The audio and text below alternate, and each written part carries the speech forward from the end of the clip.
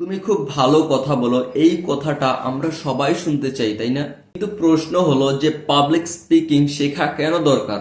প্রথমত, confidence level মানে আত্মবিশ্বাস হাই হয় যখন তুমি অন্যের সামনে, অনেকের সামনে নিজেকে সুন্দরভাবে প্রকাশ করতে পারো।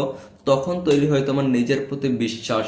আর সফলতার প্রথম স্টেপই হচ্ছে সেলফ বিলিভ মানে নিজের প্রতি বিশ্বাস। দ্বিতীয়ত, লিডারশিপ স্কিল তৈরি হয়।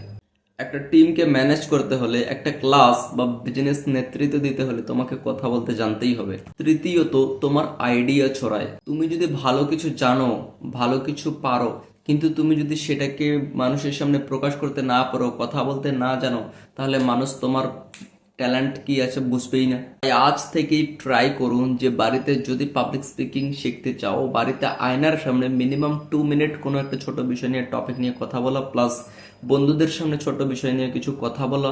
ভয় পেও না, শুরুটা জাস্ট করো, দেখবে অনেকটা ইমপ্রুভমেন্ট হওয়া চালু হবে।